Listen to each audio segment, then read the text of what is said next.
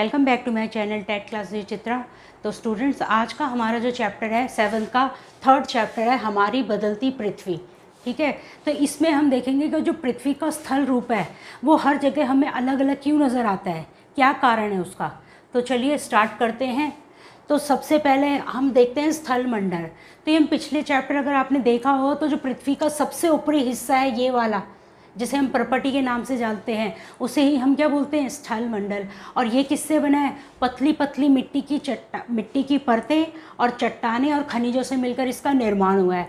तो अगर हम स्थल मंडल को और नीचे नीचे तक अगर खोदते हुए चलें तो हमें दिखाई देगा कि जो स्थल मंडल है वो पतली पतली प्लेटों के ऊपर है। ऐसे पतली पतली प्लेटों के ऊपर क्या है, ये टिका हुआ है, याद रखिए। और ये जो स्थल मंडल जिन प्लेटों के ऊपर टिका हुआ है उसे ही क्या बोलते हैं, स्थल मंडलीय प्लेट।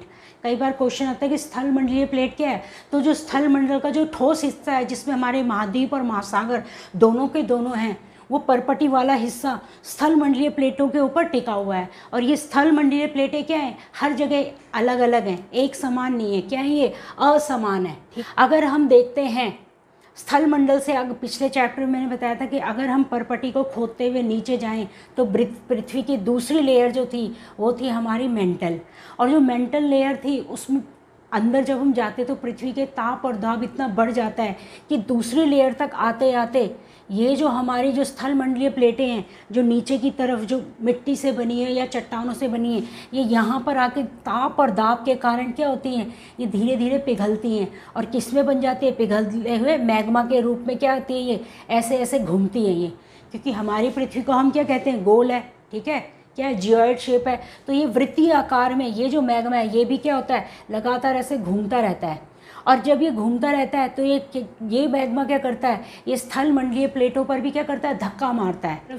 जो मैग्मा होता है गर्म लावा होता है, ठीक है, और ये क्या करता है, इसमें से गर्म क्या कहते हैं, इतनी गर्मी निकलती है, इतना ताप निकलता है और गैसें निकलती हैं कि उस स्थल मंडल को भी कई बार चीर कर बाहर आ जाती हैं। जो हमारे मेंटल में जो मूवमेंट हो रही है वो लगातार घूम रही है, लेकिन हम लोग उसे बिल्कुल महसूस नहीं कर पाते। अचानक से कई बार इतना ज़्यादा ही घूमते घूमते क्या करती है, जब इसमें बहुत ज़्यादा घर्षण आता है, बहुत ज़्यादा गर्मी पड़ जाती है, तो तब क्या करती है, ये अचानक से पृथ्वी के स्थल वाले रूप को इस तरह से तोड़ते हुए कई बार बाहर आ जाती है। कई बार इसमें से करंट आप देखते होंगे कि एकदम से कंपन हो जाता है। कई बार हमारी पृथ्वी एकदम हिल जाती है, भूकंप आता है, ज्वालामुखी आ जाते हैं। कई बार भूस्खलन, कई बार वो जो कहते हैं कि स्थल के रूप टूट टूट कर नीचे गिर जाते हैं। तो वो सब किससे होता है, ये जो द्रवित मैग्मा है इसके घूमने के कारण पृथ्वी पर आकस्मिक, जिसे कहते हैं ना, अचानक से पृथ्वी के अंदर बदलाव या स्थल रूप में चेंज आ जाता है। ठीक है, स्थल मंडल पर अगर हम देखें तो जो स्थल मंडल है हमारा, उस पर दो तरह के बल काम करते हैं, याद रखिएगा। जो स्थल मंडल है हमारा, इस स्थल मंडल को दो तरह के बल, दो तरह की फोर्सेस होती हैं जो इस पर अप्लाई होती हैं। एक होता है इसका अंतर्जनित बल और एक होता है इसका बहिर्जनित बल। ठीक है, दो बल यानी दो तरह की फोर्स होती हैं जो हमारे स्थल मंडल के रूप को बदल देती हैं। अंतर्जनित बल जिसे इंग्लिश में बोलते हैं एंडोजेनिक, और बहिर्जनित बल को बोलते हैं एक्सोजेनिक। देखिए, अंतर्जनित बल किसके कारण होता है, सिंपल सी बात है, ये होता है हमारे मैग्मा के कारण। मैग्मा यानी जो मेंटल में जो मैग्मा भरा हुआ है वो लगातार क्या हो रहा है, मूव कर रहा है, घूम रहा है। तो क्या हो रहा है, अचानक से कई बार क्या होता है, वो बाहर आ जाता है ज्वालामुखी का रूप में। देखिए, आकस्मिक होता है ये। कई बार क्या होता है, अचानक से कहीं पर एकदम से पृथ्वी हिलती है, कंपन आता है, भूकंप आता है। ठीक है, कई बार ज्वालामुखी फट जाते हैं, कई बार भूस्खलन। तो ये आकस्मिक होता है और ये पृथ्वी के अंदर हो रहा है, इसीलिए इसको क्या बोला जाता है, अंतर्जनित बल। ठीक है, कई बार पटल विरूपण का मतलब होता है जो स्थल मंडलीय प्लेटें हैं इस तरह से ये क्या करती हैं, कई बार तो ये प्लेटें, जो मैग्मा घूम रहा है, कई बार तो ये प्लेटें एक दूसरे के नज़दीक आ जाती हैं, याद रखिएगा। और कई बार ये प्लेटें क्या होती हैं, एक दूसरे से क्या होती हैं, दूर चली जाती हैं। कई बार ये प्लेटें, स्थल मंडलीय प्लेटें क्या हो रही हैं, घूम रही है मैग्मा के ऊपर, तो कई बार तो ये पास आ जाती हैं और कई बार ये क्या होती है, दूर चली जाती हैं। कई बार ये एक दूसरे के ऊपर चली जाती हैं और उससे ही बोला जाता है पटल विरूपण। याद रखिएगा, जब स्थल मंडल की परतें, दोबारा बता रही हूँ, जब पास में आती हैं तब तो ये क्या बनाती हैं, पर्वतों का निर्माण करती हैं। याद रखिएगा। जब स्थल मंडल की प्लेटें पास में आती हैं तो पर्वतों का निर्माण होता है, जब ये दूर जाती हैं तो बड़ी बड़ी खाइयाँ बना देती है। अंतर्जनिक बल वो है जब पृथ्वी के अंदर से कोई चीज़ फोर्स करके बाहर आ रही है, पृथ्वी पर स्थल के रूप को जोर लगा रही है, उसे बोला जाता है आंतरिक बल। ठीक है, आंतरिक बल आकस्मिक भी होता है और पटल विरूपण भी होता है। आकस्मिक में आ जाए, अगर भूसंकलन आ जाए, आपका ज्वालामुखी आ जाए, कि किस तरह का ये क्या है, किस तरह के एग्जाम्पल हैं, तो याद रखिएगा ये पृथ्वी के अंतर्जनित बल हैं। और उसी का एक क्या होता है निष्कर्ष, कभी भूकंप के रूप में आ जाता है, कभी ज्वालामुखी फट जाता है, कभी भूसंकलन हो जाता है पृथ्वी के स्थल रूप पर। दूसरा होता है हमारा बहिर्जनित बल। कुछ बल ऐसे होते हैं जो पृथ्वी का तो कोई रोल नहीं होता है, लेकिन पृथ्वी की परपटी पर क्या करते हैं, बाहर से आते हैं। जैसे हवा हो गई, मौसम बदला पृथ्वी का, ठीक है, तेज़ हवाएं चल रही हैं, क्या कर रही हैं, कोई तेज़ तूफान या हवाएं आई, क्या करा, पेड़ वेड़ को उड़ाकर अपने साथ ले गई। तो क्या किया उन्होंने, जहाँ पर पेड़ था वहाँ पर उसको तोड़कर क्या कर दिया, गड्ढा कर दिया। तो क्या करा उन्होंने, एक तरह से पृथ्वी के स्थल को तोड़ दिया, उसका स्वरूप बदल दिया। पानी की बौछारें आती हैं, तेज़ मानसून में क्या होता है, जगह जगह गड्ढे हो जाते हैं, जगह जगह पानी भर जाता है, तो वो भी क्या है, एक पृथ्वी का बदलता स्वरूप है। तो ये देखते हैं कि जो बहिर्जनित बल होते हैं, जो बाहर से फोर्स आती है, वो आती है अपक्षय, अपर्दन और निक्षेपण। क्या है, इसके 3 काम होते हैं। अपक्षय मतलब जब तेज़ हवा, पानी या बारिश जो भी आता है, वो पृथ्वी के जब हिस्से को तोड़ देता है तो उसे कहते हैं अपक्षय, टूटना। अपर्दन होता है जब वो हिस्सा टूटकर दूसरी जगह जा रहा होता है हवा या पानी के माध्यम से, तो वो क्रिया कहलाती है हमारी अपर्दन। और निक्षेपण होता है जब वो चीज़ें जो टूटकर आगे बह गई थी, जब वो एक जगह रुक जाती है, तो उससे बोला जाता है निक्षेपण। और ये अपक्षय, अपर्दन और निक्षेपण 3 क्रियाओं द्वारा पृथ्वी पर होता है। 3 माध्यम है इसके। एक है हमारी नदी यानी बहता जल, पवन यानी हवा, समुद्री तरंग, समुद्रों में भी अगर आप देखेंगे तो वहाँ पर भी ये स्थिति पाई जाती है। और हिमनद यानी जो ग्लेशियर्स वगैरह होते हैं हमारे, ठीक है, माउंटेन्स वगैरह में बड़े बड़ी हिमानियाँ पाई जाती हैं, हिम नदियाँ, तो उनके द्वारा भी ये अपक्षय, अपर्दन और निक्षेपण की क्रियाएं होती हैं। चलिए नेक्स्ट देखते हैं। सबसे पहले हम अंतर्जनित बल का आकस्मिक वाला देखेंगे, ज्वालामुखी। देखिए ये जो हमारी पृथ्वी है, ये मैंने बना रखी है, पृथ्वी की क्या है, ये मेंटल वाली लेयर है, सेकंड लेयर। और जो ये मेंटल है, इसमें क्या भरा रहता है, मैग्मा भरा रहता है, द्रवित अवस्था में, बिल्कुल लिक्विड पाया जाता है। तो कई बार ये मैग्मा मैं पहले ही बता चुकी कि इतना ज़्यादा गर्म हो जाता है कि क्या कर देता है, ये स्थल के रूप को, ये क्या है हमारा परपटी वाला स्थल रूप है, उसको चीरता हुआ ये बाहर आ जाता है स्थल रूप पर, इस तरह से। तो जब ये चीरता हुआ बाहर आता है तो ये जो होता है, ये वाला जो जगह है, याद रखिएगा, ये जो अलग अलग, ये कहीं से भी निकल कर बाहर आ जाता है। तो इन वाली ये जो मैंने अलग अलग रास्ते बनाए, इन्हें बोला जाता है वेंट, निकास स्थान। कहीं से भी फटकर, ज्वालामुखी फटता है तो कोई जगह नहीं देखता, जहाँ पर उसे रास्ता दिखता है वहीं से वो फटकर बाहर निकल जाता है। जब ये अंदर होता है तब इसे मैग्मा बोला जाता है। जो भी शैल या जो भी यहाँ मेटल्स वगैरह जो भी पाए जाते हैं, जब ये द्रवित अवस्था में होते हैं मेंटल के अंदर, तब तो ये मैग्मा होते हैं। जब ये फूट कर बाहर आ जाते हैं तब ये क्या कहलाते हैं, लावा कहलाते हैं। ठीक है, जिसके लावा से ही क्या बना था, हमारी शैलों का निर्माण हुआ था, आग्नेय शैल, आपको याद भी होगा। और ये सबसे ऊपर वाली नली जिससे लावा निकलता है, सबसे ऊपर वाली को बोला जाता है क्रेटर। ये क्वेश्चन आता भी है कि सबसे ऊपर की जो निकास नली का ऊपर का जो छिद्र क्या कहलाता है, क्रेटर कहलाता है। और बीच की जो नलियाँ होती हैं उन्हें कहते हैं वेंट। ठीक है, और ये हमारा क्या है, द्रवित मैग्मा। द्रवित मैग्मा पाया जाता है मेंटल वाली लेयर में, लेकिन जब द्रवित मैग्मा तोड़कर स्थल के रूप को बाहर आ जाता है ज्वालामुखी के रूप में, तो तब उसे क्या बोलते हैं, लावा। समझ गए। तो ये हमारा है ज्वालामुखी। ज्वालामुखी कहाँ से पनपा, हमारी पृथ्वी की दूसरी लेयर मेंटल से धीरे धीरे हलचल हुई और उसका रूप किसने ले लिया, ज्वालामुखी ने। नेक्स्ट है हमारा भूकंप। आकस्मिक कंपन होता है कई बार। भूकंप क्या होता है हमारा, अचानक से एकदम से कई बार हमारी पृथ्वी क्या होती है, एकदम से हिल जाती है। और कई बार ये इतनी तेज़ी से होती है कि बहुत ज़्यादा विनाश हो जाता है, और कई बार हल्की होती है कि हमें हल्का सा महसूस तो होता है पर विनाशकारी नहीं होती। तो आकस्मिक कंपन को ही क्या बोला जाता है, भूकंप। अभी देखिए भूकंप क्या होता है, ये हमारी परपटी है, ये जो हमारी है स्थल रूप है, जहाँ से भूकंप शुरू होता है, याद रखिएगा भूकंप का हमेशा एक केंद्र होता है जहाँ से शुरू होता है, उससे बोला जाता है उद्गम केंद्र। क्या बोला जाता है, जहाँ से भूकंप उत्पन्न होता है उसको बोला जाता है उद्गम केंद्र। ये स्थल के रूप में यहाँ से इसकी शुरुआत हुई है, ठीक है। धीरे धीरे ये सबसे नज़दीक, सबसे पहले जब भूकंप की जो तरंगे होती हैं, भूकंप की तरंगे ऐसे भी जाती हैं, ऐसे ऐसे ऐसे ऐसे हर जगह, जल्दी से सबसे पहले तरंग चीरती हुई, जब पृथ्वी की परत को चीरती हुई ऊपर आती है, जो सबसे पहले आती है उसको पहले, और सबसे पहले जिस स्थान पर आती है भूकंप की पहली तरंग, उसे बोला जाता है भूकंप का अधिकेंद्र।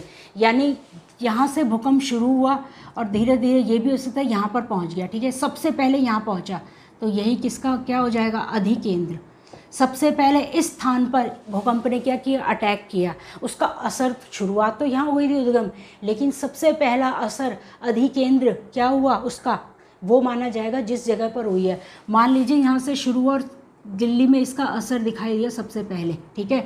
तो दिल्ली क्या बन जाएगा, अधिकेंद्र बन जाएगा। सबसे पहली आहट जो भूकंप की हुई दिल्ली के पास, तो इसलिए दिल्ली क्या है, अधिकेंद्र। और दिल्ली के आसपास गुड़गांव वगैरह जो भी, हरियाणा जो भी पास में पड़ता है एरिया, वो सब क्या होंगे, ज़्यादा हानि होगी दिल्ली वाले एरिया में, ठीक है। दिल्ली या उसके आसपास वाले। तो सर्वाधिक हानि कहाँ होती है, जहाँ पर अधिकेंद्र बनता है, याद रखिएगा। उद्गम केंद्र में नहीं, तो उद्गम मतलब वहाँ से शुरू हुआ, लेकिन अधिकेंद्र जहाँ पर सबसे पहले भूकंप का मापा गया, मापन हुआ या तरंगे सबसे पहले पहुँची, वहीं पर सर्वाधिक विनाश होता है, याद रखिएगा, ठीक है। और इसको क्या बोला जाता है इंग्लिश में, उद्गम केंद्र को बोला जाता है फोकस और अधिकेंद्र को बोला जाता है एपिक सेंटर। देखिए भूकंप जब निकलता है तो इसमें अलग अलग तरंगे काम करती हैं इस तरह से। तो ये 3 तरह की तरंगे होती है, एक होती है पी, एक होती है एस और एक होती है एल।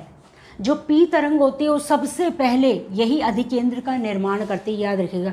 ये आती है स्थल के रूप में और ये क्या करती है, यही सबसे पहले पहुंचती है, इसलिए इसको प्राइमरी यानी प्राथमिक तरंग भी, प्राथमिक वेव्स भी बोला जाता है इसे, समझ गए। भूकंपीय तरंग में जो पी है वो क्या करती है, वो सॉलिड, लिक्विड और गैस तीनों से होकर निकल जाती है। हमारा जो पृथ्वी आपको पता ही है, जो क्या है, ये मैग्मा लिक्विड पोर्शन पर आता है, और ये जो हमारा स्थल रूप है वो भी क्या है, थोड़ा सा स्थल है, फिर क्या है, आगे महासागर भी, महाद्वीप भी हैं। स्थल रूप 2 तरह का है। तो ये जो पी तरंग है, ये अनुदैर्ध्य तरंग इसे कहते हैं, याद रखेगा।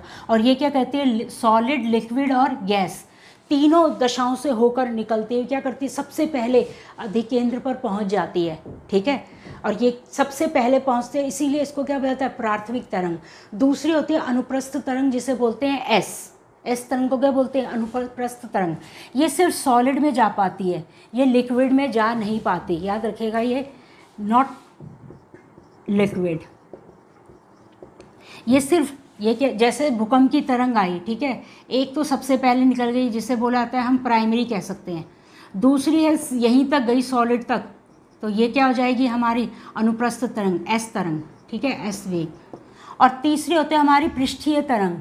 ये नीचे से नहीं निकलती, जब ये ऊपर आ जाती है, ये वाला जो हिस्सा है, याद रखिएगा। और ये जो हमारी पृष्ठीय तरंगे हैं, यहाँ पर जब भूकंप आया अधिकेंद्र, तो ये इस तरह से चलती हैं, इस तरह। ये सिर्फ लैंड पे चलती हैं, याद रखिएगा, धीरे धीरे। ये प्राइमरी आ जाती है, ठीक है, सॉलिड वाली सिर्फ सॉलिड तक असर करती है, एस वाली तरंग सिर्फ जो सॉलिड पोर्शन का उसको ही नुकसान पहुंचाती है। लेकिन पृष्ठीय तरंगे यहाँ पर लैंड पर शुरू होती हैं, धीरे धीरे धीरे धीरे करके। और सबसे ज़्यादा हानिकारक क्या कौन सी होती है, हमारी पृष्ठीय तरंगे। क्वेश्चन आता भी है कि भूकंपीय तरंगों में से सबसे खतरनाक भूकंप की तरंग कौन सी है, तो याद रखिएगा एल, पृष्ठीय तरंग। ये लैंड में ही धीरे धीरे घूमती है और धीरे धीरे घूम कर ही क्या कर देती है, सब जगह टुकड़े टुकड़े कर देती है, मतलब तोड़ देती है उसके स्थल रूप को, ठीक है। तो सबसे ज़्यादा खतरनाक कौन सी होती है, हमारी पी एल तरंग, याद रखिएगा। और पी तरंग को क्या होता है, प्राइमरी यानी प्राथमिक तरंग। और सबसे जिसे बोलते हैं ना कि लेट पहुँचती है, वो एल तरंग होती है, लेकिन सबसे ज़्यादा हानिकारक होती है। नेक्स्ट आ गया, अगर हम भूकंप मापे, जैसे भूकंप आता है तो हमको कैसे पता चलता है कि इस एरिया में भूकंप आया, वहाँ नहीं आया। तो देखिए भूकंप की तीव्रता, सबसे पहले तो भूकंप की तेज़ी नापी जाती है कि कितनी स्पीड थी भूकंप की। 0 से लेकर 10 तक हम क्या बनाते हैं, एक पैमाना बनाते हैं, 0 से 10 तक, और ये होता है 5।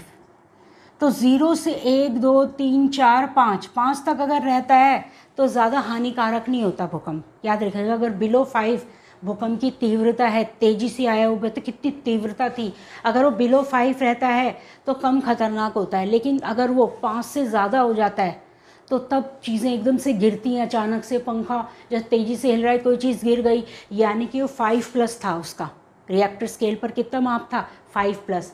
6+ में और ख़तरनाक हो जाता है, और 7 में तो हाई हो जाता है। 7 और 8 तो मतलब जिसे कहते हैं ना कि एक्सट्रीम लेवल है उसका। तो रिएक्टर स्केल पर हम क्या करते हैं, भूकंप की तीव्रता को नापते हैं कि कितनी स्पीड थी, और भूकंप मापे जिससे कहते हैं ना सिस्मोग्राफ, इसमें मापा जाता है भूकंप का ग्राफ, यानी भूकंप कहाँ कहाँ है, ऐसे, फिर नीचे, फिर तरंगे इधर गई, फिर इधर नुकसान पहुँचाए, ऐसे। तो जो ग्राफ के माध्यम से जब भूकंप का मापन किया जाता है तो उससे क्या हो जाता है, सिस्मोग्राफ। याद रखिएगा सिस्मोग्राफ क्या होता है, ग्राफ के माध्यम से बताना कि ये जो तरंगे है कहाँ कहाँ पर गई और कहाँ कहाँ इन्होंने हानि पहुँचाई। लेकिन तीव्रता, सिर्फ तीव्रता मापने की कितनी तेज़ी से गई, तो वो होता है हमारा रिएक्टर पैमाना। नेक्स्ट अब हम आ गए हम एक्सोजेनिक बहिर्जनिक बल पर। हमने बताया था कि 3 तरह से काम करता है बहिर्जनिक बल, अपक्षय, अपर्दन और निक्षेपण। अपक्षय होता है सिर्फ परपटी का टूटना, 1 मिनट मिटाती हूँ। जब कोई एरिया सिर्फ परपटी क्या करती है, पानी या तेज़ हवा गिरी और सिर्फ चटक के अलग हो गया, टूट गया, तो सिर्फ टूटना क्या कहलाता है, अपक्षय। अपर्दन होता है जब हवा और जल क्या करते हैं, उस टूटे हुए हिस्से को एक स्थान से दूसरे स्थान धकेलते हैं, तो धकेलना क्या होता है हमारा, अपर्दन। एक तरह से एक जगह से दूसरी जगह जाना, ठीक है। ये टूटा हुआ हिस्सा था, ये वाला टूटा हुआ हिस्सा था, इसको आगे ले गए, ठीक है, आगे ले जा रहे हैं, चल ही रहा है, तो एक ट्रैवलिंग मतलब जिसे कहते हैं ना कि चलना, तो वो है अपर्दन। और निक्षेपण होता है जब ये अपने डेस्टिनेशन पे पहुंच जाता है, मतलब जब ये टूटा हुआ हिस्सा हवा से या पानी के माध्यम से उड़ कर या फिर बह कर क्या हुआ, एक जगह इकट्ठा हो गया, तो वो होता है हमारा निक्षेपण, याद रखिएगा। और ये क्या होते हैं, ये पृथ्वी पर बाहरी बल हैं, यहाँ से क्या है पृथ्वी पर ये बाहरी बल होते हैं जो पृथ्वी के स्वरूप को बदल देते हैं, ठीक है। बहिर्जनित बल के हमने 3 वो देखे थे, अपक्षय, अपर्दन और निक्षेपण। वो किन के माध्यम से होते थे, तो सबसे पहला है हमारा नदी, नदी यानी जल द्वारा, जल द्वारा। नदियों के द्वारा जो अलग अलग स्वरूप बनते हैं हमारे स्थल के और कैसे वो उसको तोड़ती हैं वो देखेंगे हम। सबसे पहला नदी का पहला जो पानी का स्वरूप है वो हमारा है जलप्रपात। जब बड़े बड़े पहाड़ों से नदियाँ क्या करती हैं, बड़ी तेज़ी से नीचे की तरफ बहती हैं, तो उनमें से क्या निकलता है, करंट निकलता है, उसे ही क्या बोलाता है, जलप्रपात। याद रखिएगा, जब बड़े बड़े पत्थरों से, बहुत ऊंचे ऊंचे पत्थर होते हैं या पहाड़ होते हैं, ऊपर से नदियाँ आती हैं और तेज़ी से नीचे की तरफ गिरती हैं, तो वो क्या बनाती है, हमारे बड़े जलप्रपात बनाती हैं। ऐसे ही पूरे विश्व में सबसे बड़ा जलप्रपात है हमारा एंजल जलप्रपात, और वो कहाँ है हमारा, वेनेजुएला, जो हमारे साउथ अमेरिका में एक कंट्री है। याद रखिएगा, वेनेजुएला कहाँ है हमारा, साउथ अमेरिका, और वहीं पर सबसे बड़ा जलप्रपात कौन सा है हमारा, एंजल जलप्रपात। दूसरे नंबर नहीं है ये सीक्वेंस में, दूसरा है हमारा नियाग्रा दे रखा है।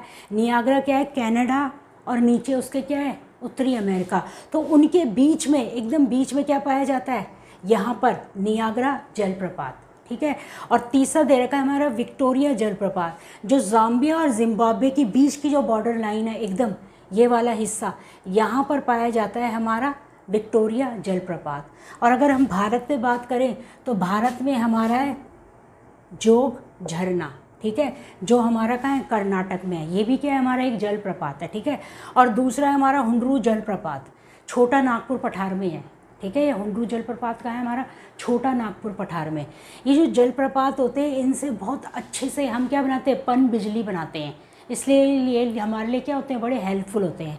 दूसरा होता है नदियों का ही एक दूसरा स्वरूप क्या है, जब नदियाँ बिल्कुल मैदानी एरिया में, जब पहाड़ों से निकलती हैं तो मैदानी एरिया में आती हैं, तो सबसे पहले वो ऐसे सांप के शेप में जब चलती हैं तो उससे क्या बोलता है, विसर्प आकार। याद रखिएगा, जब नदियाँ मैदानी एरिया में चलती हैं तो कुछ इस तरह से लहराती हुई चलती हैं, जैसे सांप चलता है, स्लाइडरिंग कहते हैं ना, सांप ऐसे से जाता है, तो वो क्या होता है, विसर्प वाला आकार।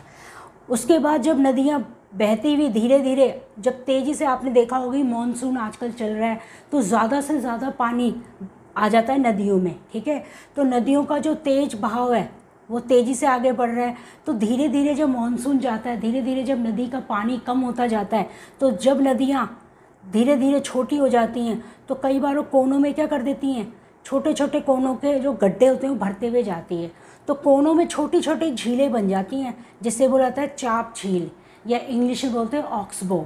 ठीक है, क्या करती हैं, ऑक्स के जैसे सिंग होते हैं ना, बैल के सिंग, वैसे क्या करते हैं, छोटे छोटे ये कोनों में पानी भरते हुए जाती हैं, आगे रह जाती है, लेकिन ये पानी वहीं ठहर जाता है उन्हीं गड्ढों में। ठीक है, उससे क्या बोला जाता है, चाप झील। जब नदियाँ बहुत तेज़ी से आती हैं, जब नदियाँ आ रही होती हैं पहाड़ों से तेज़ी से नीचे हुए, तो अपने साथ तो बहुत सारा मलबा भी लाती हैं। जिस एरिया से गई वहाँ की मिट्टी ले गई, बालू ले गई, रेत ले गई, क्या कहते हैं, बड़े बड़े पत्थर ले गई। और जब वो आती है मैदानी एरिया में तो तेज़ी से बहती हैं, और जब वो वापस चली जाती है नदियाँ, तो वहाँ पर क्या बन जाते हैं हमारे बाढ़कृत मैदान। जब तेज़ी से, बहुत तेज़ी से फ्लो आता है, जैसे बारिश में क्या होता है, बहुत ज़्यादा पानी भर जाता है, तो जैसे जैसे पानी सूखता है, जब पानी चला जाता है, पूरा सूख जाता है, तो वहाँ पर मिट्टी या उसके अवशेष रह जाते हैं जो वहीं छोड़ जाती है। उसे क्या बोलते हैं, बाढ़कृत मैदान, यानी बाढ़ के द्वारा बना गया मैदान। दूसरा है, जब नदियाँ जाती हैं आगे आगे आगे बहती रहती हैं, तो धीरे धीरे जो नदियों का जो मलबा है, जिसे कहते हैं नदियाँ अपने साथ लाती हैं बड़े बड़े पत्थर और मिट्टी, रेत, वो कई बार क्या करती है, अपने कोनों में किनारे बनते हुए जाते हैं। पानी आगे चलता रहता है और जो मिट्टी या कूड़ा कचरा वो किनारे पर अलग अलग होता रहता है। तो उसी से क्या बनते हैं हमारे तटबंध, जो तटों को बांध देता है, मतलब तट का किनारा बन जाता है, जिसे कहते हैं, क्या बोला जाता है उसे, तटबंध। तीसरा क्या होता है, जब नदियाँ आती हैं तो नदियाँ क्या करती हैं, जब ऊपर से नीचे, स्पेशली जब हमारा ये जो हमारा इंडिया है, ठीक है, जब नदियाँ आई ऊपर से नीचे, तो क्या करती है, पश्चिम बंगाल या अरब सागर में जब गिरती हैं, जब नदियाँ बड़े बड़े समुद्रों में गिरती हैं, तो क्या करती हैं, वो अलग अलग धाराओं में विभाजित हो जाती हैं। पहले इतनी मोटी नदी एक थी, लेकिन अब क्या, जब वो नीचे गिरती है तो कोई इधर से गिर जाती है, कोई जिसको जिधर रास्ता मिलता है, तो उससे ही क्या बोला जाता है, वितरिका बोला जाता है। याद रखिएगा, जब नदियाँ आती हैं, ठीक है, जब नदियाँ ऊपर से, जब नदी आ रही होती पहाड़ों से, तब उसमें सारी नदियाँ मिलती, तो वो कहलाती है सहायक नदियाँ। लेकिन जब नदी वापस समुद्र में गिर रही होती है, तो तब जितनी भी सहायक नदियाँ थी धीरे धीरे अपना अपना रास्ता अलग कर लेती हैं, और किसमें तब्दील हो जाती है, छोटी छोटी अलग अलग वितरिकाओं में। ठीक है, तो तब नदी को बोला जाता है वितरिकाएँ। अलग अलग धाराओं में जब नदी समुद्र में प्रवेश करती है, तो उसे बोला जाता है वितरिका। जब नदी समुद्र में प्रवेश कर रही होती है, समुद्र के कोने, ये जो तट का किनारा है जहाँ से वो नीचे गिरती है, कुछ इस तरह से यहाँ से गिर रही है, जैसे यहाँ से नदी नीचे गिर रही है, ये वाला हिस्सा, ये जो पश्चिम बंगाल वाला एरिया है, यहाँ से जब ये नीचे गिर रही है, तो यहाँ पर क्या करती है, एक ट्रायंगुलर शेप का क्या बना देती है, एक डेल्टा का निर्माण करती है। मतलब अपने साथ जितना भी इसने अवसाद या जो भी चीज़ें लाई थी, वो सब यहीं पर छोड़कर सिर्फ पानी पानी नीचे की तरफ गिर जाता है, और बाकी उसका अवसाद क्या होता है, यहीं पर निक्षेपित हो जाता है। तो आप देख रहे हैं कि अपर्दन भी कर रही है, ठीक है, सामान ला रही है पानी के माध्यम से, कूड़ा कचरा, और एक जगह इकट्ठी हो जा रही, तो क्या हो रहा है, निक्षेपण भी हो रहा है। तो ये नदी के द्वारा क्या है, ये कार्य है नदी के जल द्वारा, जो अलग अलग ये जो बन रहे हैं नदी के द्वारा कार्य कर रही है नदी। ठीक है, दूसरा है हमारा हिमनद। देखिए ये तो हमने पढ़ा था। दूसरा क्या है हमारा हिमनद। तो हिमनद वो होता है जो बड़े, जैसे जैसे हम ऊंचाई में जाते हैं तो पहाड़ों में हम देखते हैं कि पहाड़ों में क्या होते हैं, बर्फ़ की नदियाँ तैर रही होती हैं। बहुत ऊंचाई पर अगर आप जाएंगे तो वहाँ पर क्या होता है, बिल्कुल क्या होता है, वहाँ पर टेम्परेचर बहुत कम होता है, तो वहाँ पर जो भी ठंडक होती है वो जमना शुरू हो जाती है। हल्का सा भी पानी क्या होता है, पहाड़ों में जम जाता है, और वही क्या बन जाती है, नदियाँ बन जाती है, जिसे बोलते हैं हिम नदी। हिमनद मतलब हिम की नदियाँ, यानी बर्फ़ की नदियाँ। जब ये बर्फ़ की नदियाँ धीरे धीरे नीचे की तरफ आती हैं, आपको पता ही है कि बर्फ़ क्या है, पानी है, तो पानी क्या होगा, पानी का ही तो स्वरूप है, सॉलिड रूप। तो जैसे जैसे जब इन पर ऊष्मा पड़ती है तो बर्फ़ नीचे की तरफ आना शुरू होता है, और जब ये बड़े बड़े ग्लेशियर्स टूटकर नीचे की तरफ आते हैं, तो ये क्या करते हैं, अपने ही हिस्से को, जिस पहाड़ से नीचे आ रहे होते हैं उसको काटते हुए चलते हैं, बार बार आते हैं, एकदम से तो आएंगे नहीं। आपको पता पहाड़ कैसे होते हैं, ऊबड़ खाबड़ होता है उनका सरफेस, सपाट तो होता नहीं। तो जब ये नीचे आते हैं तो तोड़ते हुए चले जाते हैं। तो जहाँ जहाँ पर ये तोड़ते हैं तो वहाँ पर कैसे बनाते हैं, बड़े बड़े गड्ढों का निर्माण कर देते हैं। तो उससे बोला जाता है गहरे गर्त। किससे हुआ, ये अपर्दन से और निक्षेपण से हुआ है। याद रखिएगा, जब बड़े बड़े हिमनद नीचे की तरफ ग्लेशियर्स टूट कर आते हैं तो क्या करते हैं, अपने पहाड़ी वाले पत्थर जिससे ऊपर से वो नीचे आ रहे होते हैं पर्वत से, उसको क्या होते हैं, तोड़ कर जाते हैं जगह जगह, तो वो बड़े बड़े गड्ढों का निर्माण करते हैं। धीरे धीरे जब ये बड़े बड़े गड्ढे जब बन जाते हैं तो जो पानी होता है ऊपर का ग्लेशियर्स का पानी धीरे धीरे कई बार मेल्ट होकर क्या होता है, नदियों में ही तो तब्दील होता है। जो ग्लेशियर्स का पानी, उसी से आपको पता है हमारी नदियाँ फॉर्म हो रही हैं। तो जब ग्लेशियर्स का पानी नीचे आता है तो ये जो बड़े बड़े गड्ढे हैं उनमें ये बार भर जाता है, और इन्हीं से क्या बन जाते हैं, हमारे गर्त की झीलें बन जाती हैं। याद रखिएगा, झीलों का निर्माण, पहले ये गड्ढे बने, फिर इसमें जब पानी, पिघला हुआ पानी गया तो क्या बन गया, ये गर्त झील, झील का निर्माण किया इसने, इस गड्ढे में जो झील का निर्माण हुआ। और कई बार क्या होता है, जब ये हिमनद ऊपर से नीचे आते हैं तो अपने साथ क्या करते हैं, जब इन्होंने ये काटा था, गड्ढा काटा था, तो उसके पत्थर और रेत और क्या बोलते हैं, बड़े बड़े शैल पत्थर, मिट्टी, रेत या जो भी निक्षेपित सामान था, जो भी चीज़ें थी, वो धीरे धीरे आकर नीचे आकर एक जगह पर ये यहीं पर छोड़ देते हैं और आगे बढ़ जाती हैं पानी के रूप में, ठीक है, हिमनद। तो जहाँ पर ये निक्षेपित कर देते हैं सारा जो कचरा, जिसे बोलते हैं नदियों का कचरा बोला जाता है इसे, ठीक है। अब जो क्या कहते हैं ना कि निक्षेपित है, निक्षेपण के द्वारा जो अवसाद है तो वो एक साथ इकट्ठा हो जाता है, जिससे बोला जाता है हिमोड। ये इसका क्या था, जलप्रपात था, विसर्प, बाढ़कृत मैदान, तटबंध, वितरिका और डेल्टा, ये नदी के कार्य थे। अब देखते हैं हम समुद्री तरंग। समुद्रों में भी तरंगे पाई जाती हैं। अगर आप समुद्रों को देखेंगे तो समुद्र में क्या होता है, तेज़ हवा और पानी की लहरें बार बार हवा क्या करती है, पानी को उछालते हुए जारी होती है। तो समुद्रों में जो पत्थर पाए जाते हैं, बड़े बड़े पत्थर, बहुत बड़े बड़े होते हैं, तो क्या करते हैं, बार बार जब पानी आता जाता है तो क्या करता है, बड़े बड़े पत्थरों को क्या करता है, उनमें दरार डाल देता है और धीरे धीरे उस दरार को बढ़ाता हुआ एक छेद सा कर देता है बड़ा सा, जिसे बोला जाता है समुद्री गुफा। क्योंकि आप जानते हो कि सब पानी और हवा को हम रोक नहीं सकते, तो बार बार जब पानी आता है तो अपने जाने की एक जगह बना देता है। किसे, उसे बोला जाता है समुद्री गुफा। जब बड़े वाले पत्थर को छेद करके उसमें एक छोटा सा सुराख कर देता है और फिर इधर से वापस इधर जाता है, इधर से इधर आ जाता है, मतलब अपने आने जाने का रास्ता बना देता है पानी, उससे ही बोला जाता है समुद्री गुफा। जब ये बार बार आता जाता है तो ये जो हवा और पानी क्या करते हैं, जो किनारा है समुद्री गुफा का, उसको तोड़ देते हैं और बिल्कुल क्या कर देते हैं, एक केवल छत बच जाती है इस तरह की, तो वो बोला जाता है तटीय मेहराब। क्या बोला जाता है, तटीय मेहराब। जब सिर्फ केवल छत बनती है और ये छेद क्या होता है, और बड़ा हो जाता है। जब ये भी हिस्सा पूरा टूट जाता है, याद रखिएगा ये था, ठीक है, ये भी हिस्सा टूटकर सिर्फ एक दीवार बच गई जब, ठीक है ना, पूरा पानी ने ये तोड़ दिया, ठीक है, ये वाला हिस्सा भी तोड़ दिया, तो तब सिर्फ एक दीवार बचती है, उससे बुलाता है स्टैक। दोबारा बता रही हूँ, बहुत बड़े समुद्र में सिंपल एक बहुत बड़ा पत्थर है, उसमें हमने छोटा सा छेद करा, ठीक है, ये सोचिए पानी द्वारा हुआ उस समुद्र में, समुद्री गुफा, उसको और बड़ा कर दिया, इधर से भी काट दिया बार बार पानी ने, कोने भी काटते हुए गया, तटीय मेहराब। और जब उसका पूरा हिस्सा एक तरफ का तोड़ दिया तो सिर्फ एक दीवार बची, तो वो था हमारा स्टैक, केवल दीवार बचती है, ठीक है। कई बार क्या होता है कि जब हम समुद्र में जाते हैं तो कई बार हम देखते हैं कि समुद्रों के बीच में ऐसे बड़े बड़े टुकड़े हमें नज़र आते हैं कि उठा हुआ हिस्सा है पत्थर का कोई बड़ा सा, तो पानी के अंदर होता है वो पत्थर, और ये ऊंचा उठा हुआ हिस्सा दिखता है हमें, ये वाला, याद रखिएगा, ये बोला जाता है समुद्री भृगु बोला जाता है इसे। आधा पानी के अंदर होता है और थोड़ा सा हिस्सा क्या उठा हुआ नज़र आता है, वो उसे बोलते हैं समुद्री भृगु। और जब बड़ी बड़ी जो समुद्र होते हैं, समुद्र के किनारे पर जहाँ आप लोग घूमने जाते हैं, जिन्हें बीच वगैरह बोला जाता है, उन्हें क्या बोला जाता है, पुलिन। समुद्र जब आते हैं, पानी बार बार आता है, तो समुद्र के किनारे पर क्या बन जाते हैं, रेत वगैरह, जो आपने देखा है किनारे पर बड़े बड़े पत्थर होते हैं, लोग वहाँ बैठते हैं, तो वो वाला एरिया कहलाता है हमारा बीच या फिर पुलिन वाला एरिया। तो समुद्री तरंग के कार्य थे ये। अब नेक्स्ट देखते हैं पवन, यानी हवा कैसे अपर्दन और निक्षेपण करती है। तो ज़्यादातर हवा जो रेतीला रेत वाला हिस्सा है, अगर आप रेगिस्तान में जाएंगे तो बार बार हवा क्या चलती रहती है वहाँ, समझ गए, वहाँ पर गर्म हवा चलती है सुबह और शाम को ठंडी हवा, तो बार बार जब हवा चलती है तो रेत को तोड़ते हुए, उछालते हुए आगे की तरफ पहुँचा देती है, तो हवा नीचे की तरफ चलती है, तो क्या होता है, बार बार इधर इधर काटती हैं हवाएं ऐसे, ठीक है, तो इधर इधर की रेत उड़कर इधर और इधर की इधर चली जाती है, तो ये कैसे बन जाता है, मशरूम की शेप बन जाती है, जिसे बोला जाता है छत्रक शैल। जब ये रेत उड़कर एक जगह इकट्ठे हो जाती है ऐसे, टिब्बा मतलब एक डिब्बा सा बन जाता है, तो इसे रहता है बालू का टिब्बा।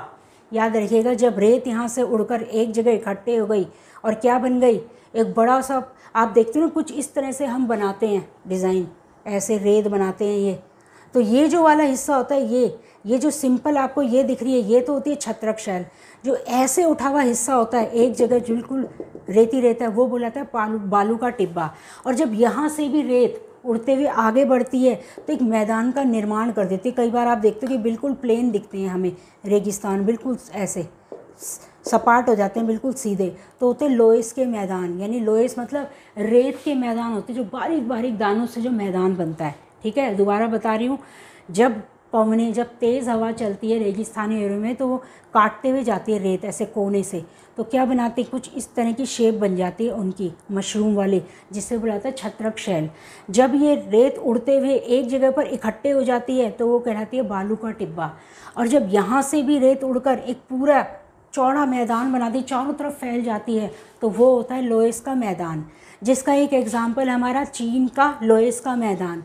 बहुत बड़े बड़े हैं चीन में लोएस के मैदान। ठीक है, तो स्टूडेंट आज हमने अपना 3rd चैप्टर कंप्लीट कर लिया है। आई होप ये आपको पसंद आएगा, और अगर आपको मेरी वीडियो अच्छी लगती है तो प्लीज़ आप लोग मेरे चैनल को सब्सक्राइब ज़रूर करें। तो चलिए आज की क्लास में इतना ही, मिलते हैं अपनी अगली क्लास में, तब तक के लिए नमस्कार।